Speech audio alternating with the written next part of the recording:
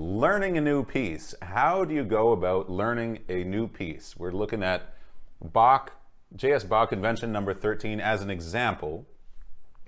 But exactly how can we go about learning a new piece? Okay, here we have Bach Invention number 13. This is one of the versions on IMSLP. If you're learning this, I recommend you get the Henley edition. It's really the best. This is a really horrible score to read from. You know, you have the end of the other invention on the other page, and it's just really small and hard to read, okay? However, you know, so I think that's really the step number one, actually, of learning a new piece is your music, you know, your edition. Get the right edition, get your photocopies in order, get the whole piece, get a little organized as far as having the right music in front of you. Some editions will have tons of articulation in Bach and staccatos and legatos.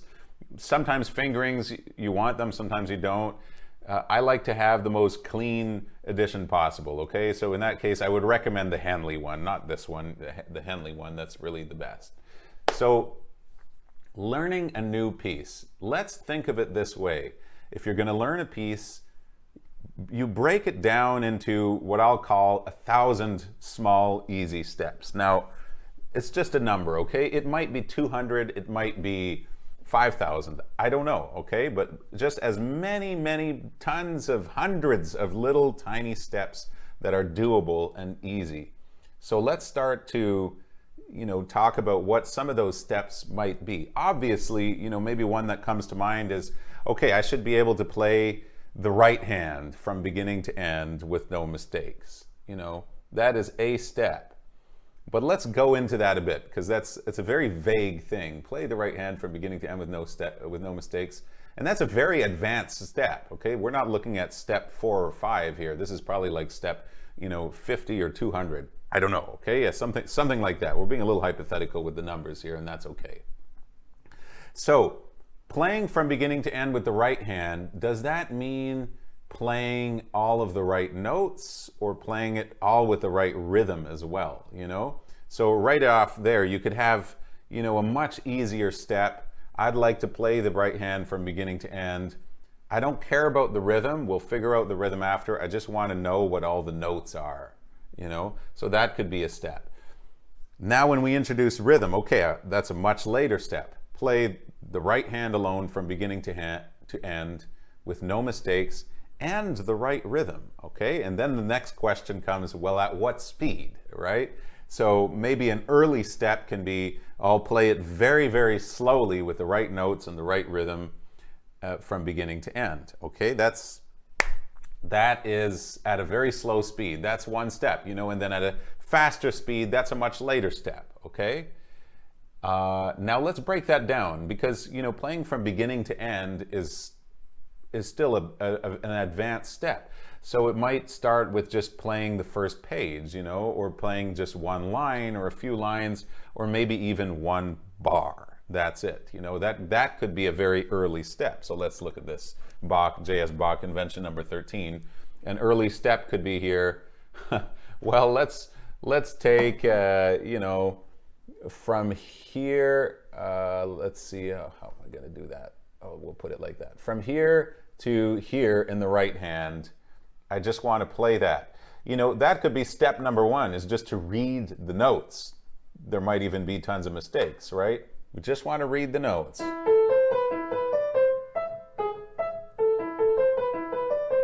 Probably you read it and it takes a little time and you have a few mistakes, and then you say, well, okay, here's the next easy step. I'm going to read through that part. Now I'm able to do it with no mistakes. Maybe we're at step 4 or 5 already here. So you do it. Maybe it takes time. Maybe you play it slowly and maybe the rhythm isn't so good. That's okay. So then you can go over all what we talked about earlier. Getting the right rhythm, playing it slowly, playing it fast, and so on and so forth. Okay? So why are we doing this? Why break it into easy steps? You know, why even bring this up? Well, because, you know, if you give yourself these little steps, it's very tangible steps that you're making towards learning the piece. And I think it's where, I think a lot of a lot of students need to hear that, you know, and it's a way of teaching yourself.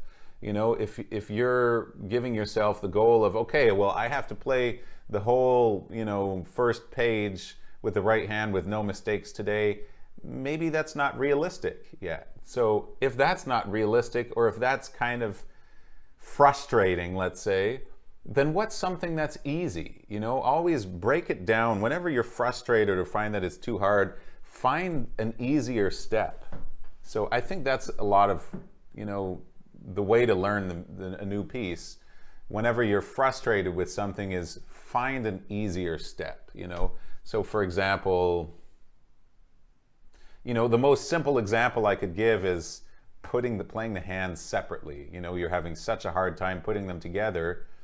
Most of the time, you're not so good with the right hand on its own or the left hand on its own anyway. So why don't you finish that step instead of doing something that's, you know, too hard or frustrating, you know? As corny as it sounds, yeah, learn to, I didn't want to say this, but learn to walk before you learn to run. So there you go. That's a very simple first step. Let's see. Not a first step, but a way, an approach to going about this. Okay, now what else? You know, I think just with that, you might get through the whole piece, you know? But there's other things, everything's connected, you know, like fingering and technique. What about those things, you know? Everything's interconnected. So that means that a lot of time, if you're not able to play through a part with the right notes and the right rhythm, maybe you don't have a good fingering, you know? And that's a skill that'll take a long time to develop. But you can do a good part of it on your own, you know? So I don't think we're going to get into fingering here. You know, we could spend an hour just looking at different fingerings for this, you know, invention number 13, but I think you have to have some kind of plan.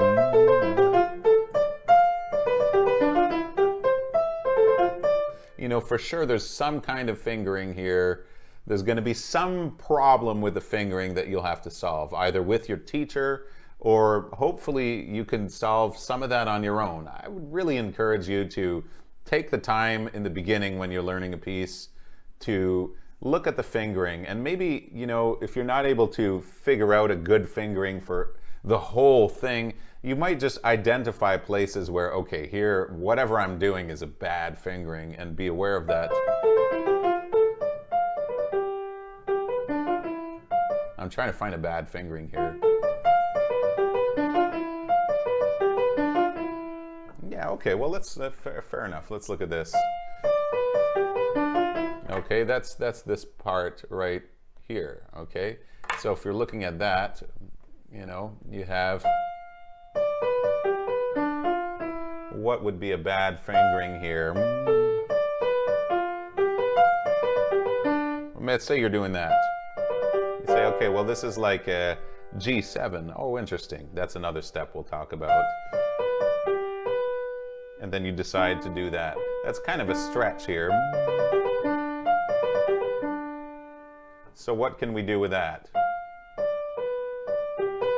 You know, maybe you put a 3 here instead, or maybe a 5.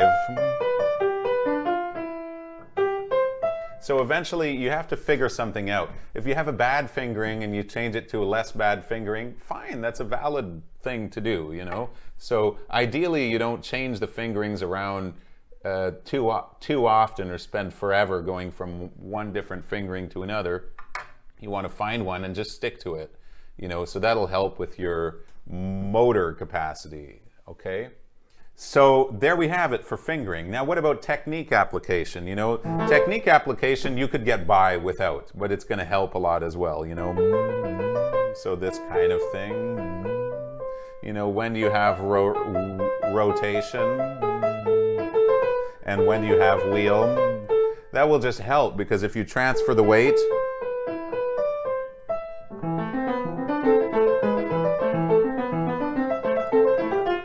rotation part. So if you're able to identify that, transfer the weight, play, you know, with a better technique, that will help you get the right notes down easier, you know, than, but it's totally possible with even a very bad technique. that's not going to stop you from learning the piece. Okay, but at some point you have to apply the technique to what you're doing. So at some point you might take some time to say, well, how should this be played? See how you are becoming your own teacher in this way. You're, acting kind of as a guide to yourself, well, let's say if I knew how to play this with really the right technique, well, how can I apply what I know to that? So that's also an important part. Another thing we could talk about is chord identification, okay? This was partly one of the questions that was brought up by one of our patrons, was this piece and how to, start learning it and how to kind of strategize. So I think we've really discussed that, with breaking it down into really small parts. But another of the questions was how to identify the chords. So that something like, or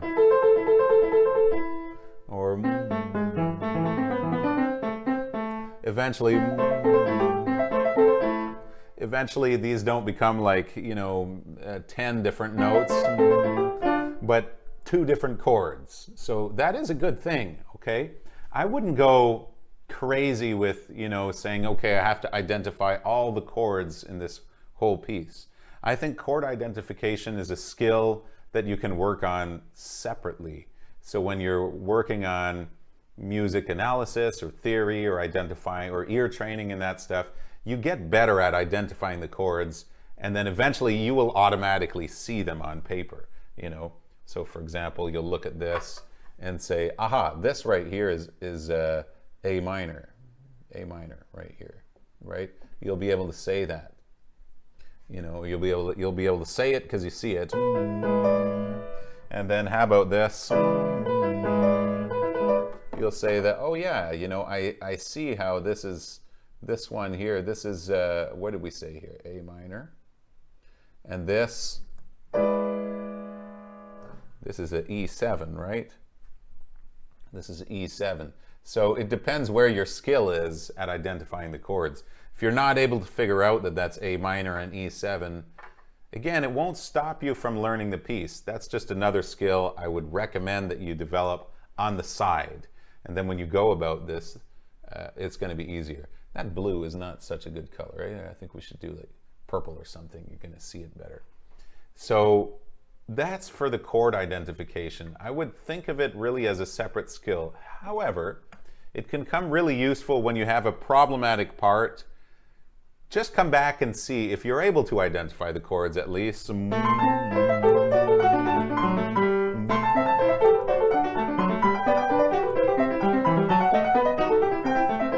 Okay, so we have a circle of fifths there.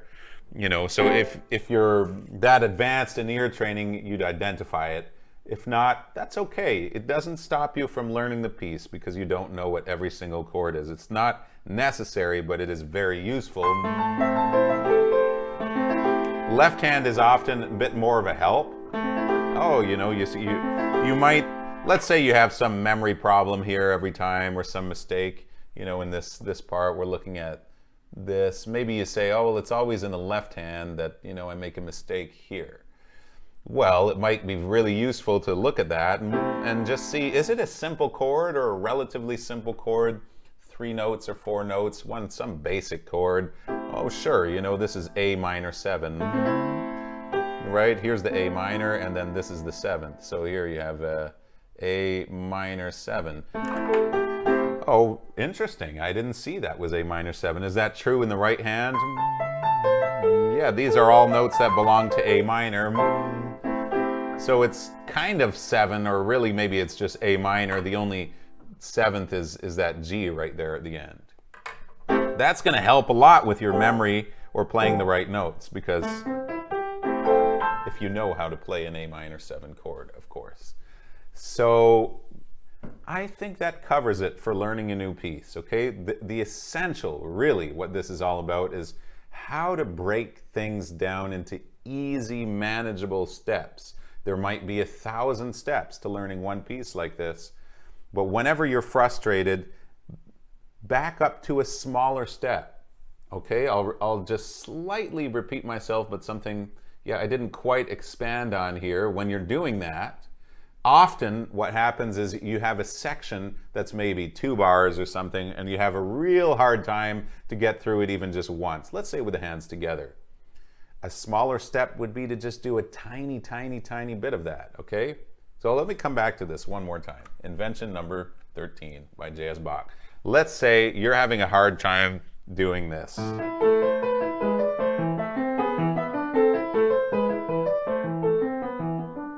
From there to there. You're having all kinds of problems. Maybe, let's see, what would that sound like? You're probably really good at the beginning, but you're very slow.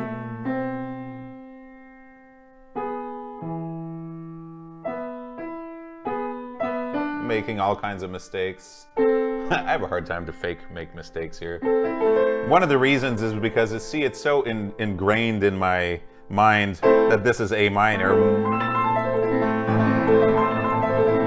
That's why, yeah, the arpeggios and chords and scales, they are important things. So it's really hard to, for me to pretend here like I don't know this is A minor and do, because of course you should know there's no sharps or flats in that A minor. But let's say that's really tough, okay? That's maybe too far of a step now to play that section that you're doing, from here to here, let's say. Maybe that's too much, So maybe break it in half. Maybe it's just 2 bars. Quite likely 2 bars is too big of a step, okay? I see this all the time. So maybe all you're gonna do is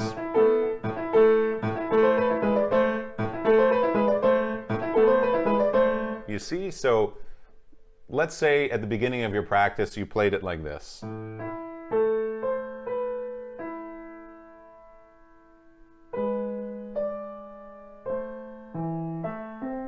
Okay, let's say this could not be just, I'm using the beginning as an example. Maybe you know the beginning very well, but you're really bad at, the more complicated part. Same thing, okay? So if that sounds like that,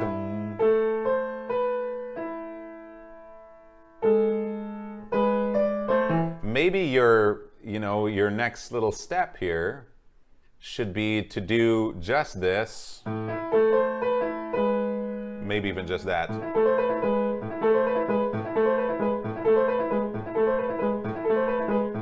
So the rhythm really helps, and then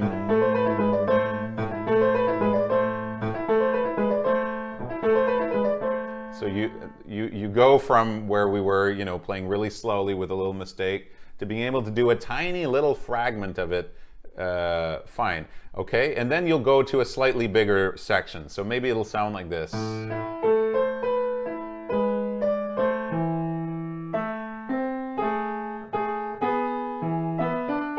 Okay, let's say it sounds like that. Good, now, maybe you could do just this.